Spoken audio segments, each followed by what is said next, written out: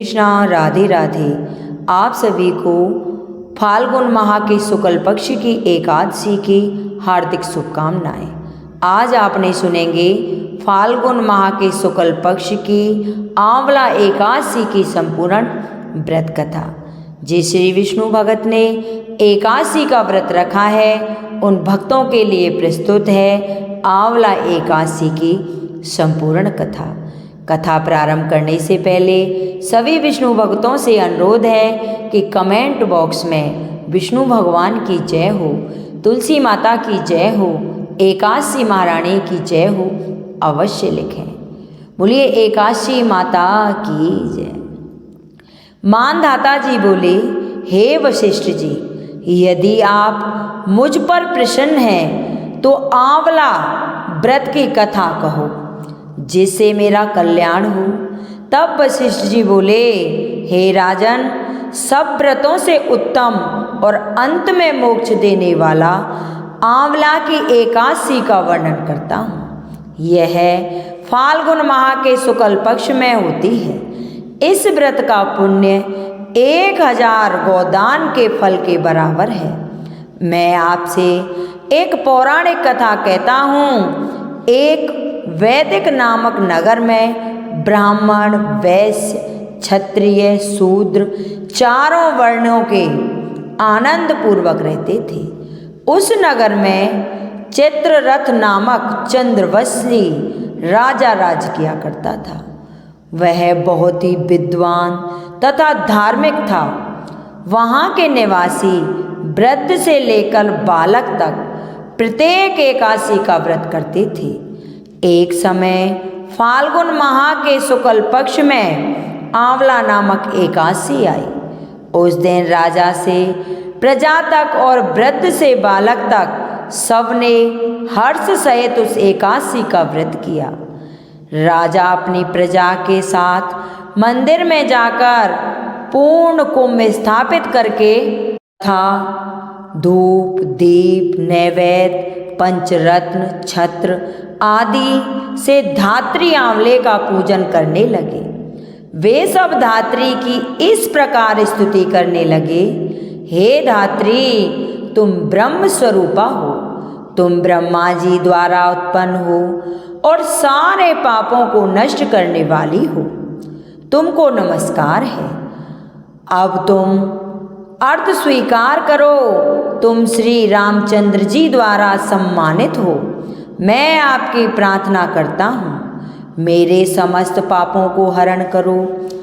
उस देवालय में रात्रि को सबने जागरण किया। रात्रि के समय उस जगह एक बहेलिया आया। वह महापापी तथा दुराचारी था। वह भूखा प्यासा था। वह उस जगह विष्णु भगवान की कथा एकादशी मातम को सुनने लगा। बहेलिया ने उस रात्रि को अन्य लोगों के साथ जाकर व्यतीत की। प्रातःकाल होते ही सभी लोग अपने अपने घरों को गए। कुछ समय बीतने के पश्चात उस बहेलिया की मृत्यु हो गई। उस आंवला एकादशी के व्रत तथा जागरण के प्रभाव से उसने राजा विदुरथ के घर जन्म लिया। उसका नाम वसुरथ रखा गया। बड़े होने पर वह चतुरांगणी सेना के सहित तथा धन धान्य से युक्त होकर 10 सहस्त्र ग्रामों का पालन करने लगा। वह तेज में सूर्य के समान, कांति में चंद्रमा के, वीरता में विष्णु भगवान के और क्षमा में पृथ्वी के समान था। वह अत्यंत धार्मिक, सत्यवादी, कर्मवीर और विष्णु भक्त था। वह सदैव यज्ञ किया करता था। एक दिन वह राजा शिकार खेलने के लिए गया। देवयोग से वह राजा रास्ता भूल गया। तब वह उसी वन में एक वृक्ष के नीचे सो गया। उसी समय पहाड़ी मलेच्छ वहां आए और राजा को अकेला देखकर उस पर मारो मारो का शब्द करके टूट पड़े। वे मलेच्छ कहने लगे कि इस दुष्ट राजा ने हमारे संबंधियों को मारा है तथा देश से निकाल दिया है, अतः इसे अब अवश्य मारना चाहिए। ऐसा कहकर वे मलेच्छ राजा पर अस्त्र शस्त्र का प्रहार करने लगे। उनके अस्त्र शस्त्र राजा के शरीर पर गिरते ही नष्ट हो जाते और उसको पुष्पों के समान प्रतीत होते। उन मलेच्छों के अस्त्र शस्त्र उन पर उल्टा प्रहार करने लगे, जिससे वे मूर्छित हो गए। उस समय राजा के शरीर से एक दिव्य स्त्री प्रकट हुई, जो अत्यंत सुंदर तथा सुंदर वस्त्रों एवं आभूषणों से अलंकृत थी। उसकी भ्रकटी टेढ़ी थी, आंखों से लाल लाल अग्नि निकल रही थी। वह मलेच्छों को मारने दौड़ी और समस्त मलेच्छों को काल के गाल में पहुंचा दिया।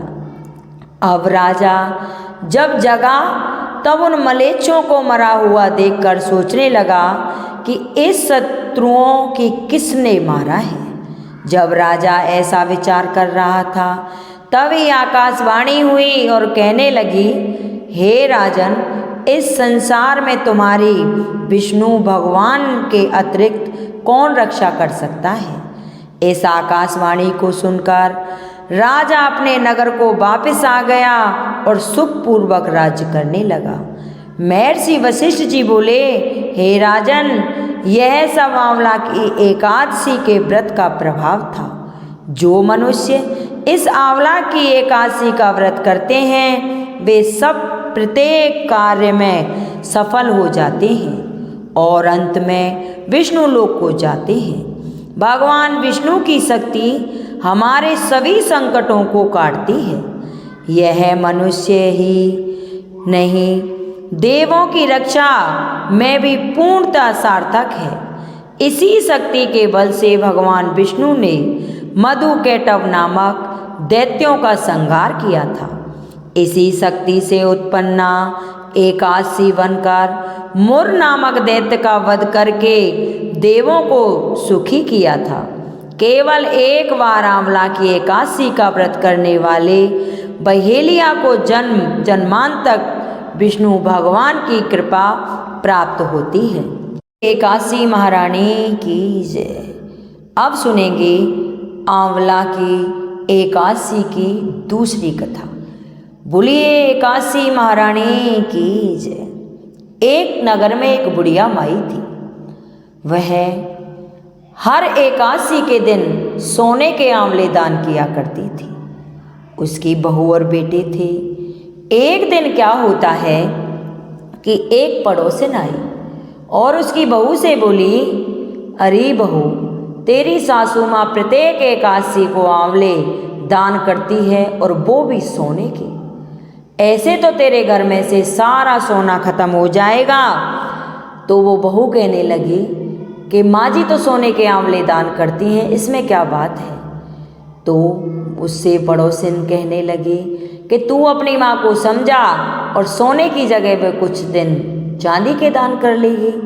तो बहू के मन में भी लालच आ जाता है, तो अपनी सासू माँ से कहती है कि अरे सासू माँ, तुमने बहुत दिन सोने के आंवले दान कर लिए, अब ऐसा करो आप चांदी के आंवले दान कर लो। तो उसकी सासू माँ बोली, कोई बात नहीं बेटी, मैं चांदी के आंवले दान कर लूँगी। फिर वह चांदी के आंवले दान करने लगी। कुछ दिन व्यतीत होते हैं, फिर पड़ोसन आती है और बहू से कहती है, अरे बहू, चांदी भी तुझे पता है कितनी महंगी है। अपनी सास से कहे चांदी के बहुत दिन दान कर लिए, अब वो लोहे के आंवले दान कर ले। फिर उसकी समझ में आ जाता है। फिर अपनी सासू माँ से उसकी बहू कहती है, अरे सासू माँ, आपने सोने के भी दान कर लिए, चांदी के भी दान कर लिए, चांदी भी बहुत महंगी आती है, आप ऐसा करो लोहे के आंवले दान कर लो। तो जो सासू माँ थी वह बोली, कोई बात नहीं बेटी, मैं लोहे के दान कर लूँगी। अब कुछ दिन व्यतीत होते हैं, फिर वह पड़ोसन आती है और कहती है कि अरे बेटी, लोहा भी कितना महंगा है, तू अपनी सास से कह मिट्टी के आंवले दान कर ले। अब तो उसकी बहू कहने लगी कि ठीक बात कहती है, सोना भी कितना महंगा आता था, इसने कितने दान कर लिए, चांदी के भी कर लिए, लोहे के भी कर लिए, अब मिट्टी के कर ले।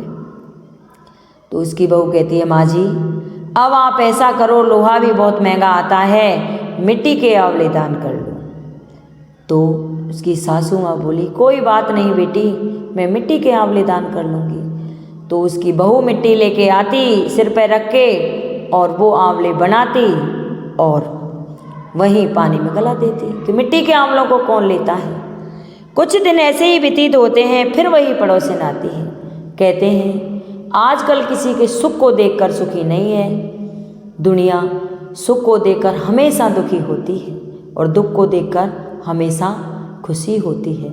जो इंसान भगवान की भक्ति करता है उसकी टांग को खींचने वाले पता नहीं कितने मिल जाते हैं। फिर वही पड़ोसिन उसकी सास से बहू से कहती है, अरे बहू मिट्टी तू सिर पे रख के लाती है, तेरे सिर में दर्द नहीं होता? अपनी सास से कह दे, वहीं चली जाएगी जंगल में और वहीं मिट्टी के आंवले बनाए और दान करे। तो उसकी जो बहू होती है उसकी भी बुद्धि खराब हो जाती है, अपनी सासू माँ से कहती है कि सासू माँ जी आपने बहुत दिन आंवले दान कर लिए मिट्टी के, मेरे सिर में दर्द होता है और मैं कितनी मिट्टी खोद के लाऊं, और आप ऐसा करो कि यहाँ से चले जाओ और वहीं तालाब के किनारे जंगल में वहीं आंवले बनाना और दान करना।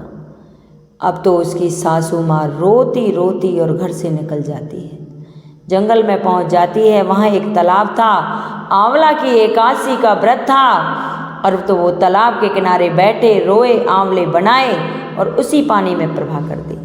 और मन में सोचे कि मैं सोने के कहाँ तो सोने के आंवले दान करती थी और आज मिट्टी के कर रही हूँ, और आज इन्हें भी लेने वाला कोई नहीं है। जब तक मैं आंवले दान नहीं कर दूंगी, जब तक मैं अपना व्रत नहीं खोलूँगी। बुढ़िया माँ को रोते रोते शाम हो जाती है। तो मेरे विष्णु भगवान छोटे से बच्चे का रूप धारण करके और उसी जंगल में प्रकट हो जाते हैं और बुढ़िया माई से कहते हैं, अरे बुढ़िया माई तू क्यों रो रही है?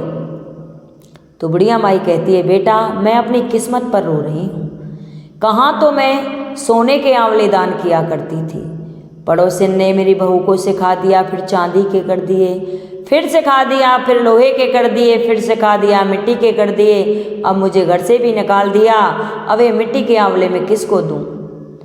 तो वो बच्चा था कन्हैया, मेरे विष्णु भगवान जो छोटे बच्चे का रूप धारण किए हुए थे, वो बोले कि माँ चिंता मत कर और ये आंवले तू मुझे दे और मेरी उंगली पकड़ मैं तुझे ले चलता हूँ।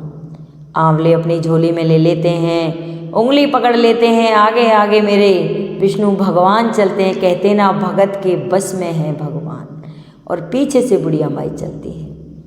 बीच जंगल में ले जाते हैं और वहाँ क्या देखते हैं, बहुत बड़ा एक धर्मशाला बनी हुई है, आश्रम बना हुआ है, बहुत सारे लोग वहाँ काम कर रहे हैं। अब बुढ़िया माई से कहता है, बुढ़िया माई आज से ये सब कुछ तुम्हारा है, तुम यहाँ की मालकिन हो और ये सब तुम्हारे सेवादार हैं। और ये रहा आंवला का पेड़, तो नीचे से आंवला का पेड़ था और ऊपर सोने के आंवले लगे हुए थे। तो वो बोलती हैं कि इस पे तो सोने के आंवले लगे हुए हैं, कि तूने भी तो सोने के आंवले दान किए थे, अब तू भर भर के सोने के आंवले दान कर।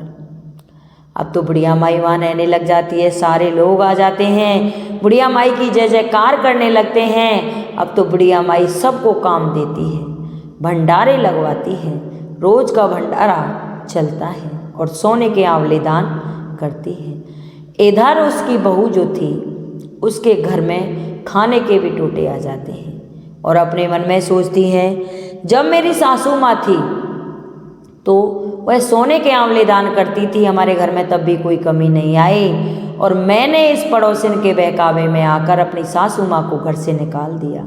जब से वो गई हैं सारी लक्ष्मी उनके साथ चली गई। अब क्या करें, अब तो खाने के भी टोटे हो गए हैं। दोनों आपस में बात कर रहे थे तो एक दिन उसकी जो बहू थी उसने सुना कि जंगल में एक कोई भगतनी आई है और वो रोज भंडारे लगाती है और सबको काम भी देती है, चलो वहीं चलते हैं और अपना गुजारा भी हो जाएगा। तो दोनों पति पत्नी चल देते हैं। बुढ़िया माई ऊपर से देखती है और जो उनके सेवादार थे उनसे कहते हैं कि भैया मैं कुछ काम पे रख लो। तो वो सेवादार कहते हैं कि हम अपने जो हमारी माँ जी हैं उनसे पूछ के आते हैं, अगर वो कह देंगे तो आपको काम पे रख लेंगे। तो बुढ़िया माई अपने बहू बेटों को पहचान जाती है, उनसे कहती है कि इस लड़के को तो माली के काम पे रख दो, पेड़ पौधों की साफ सफाई कर लेगा, और जो ये बहू है उसको मेरी सेवा पर रख दो, ये मुझे नहला दिया करेगी।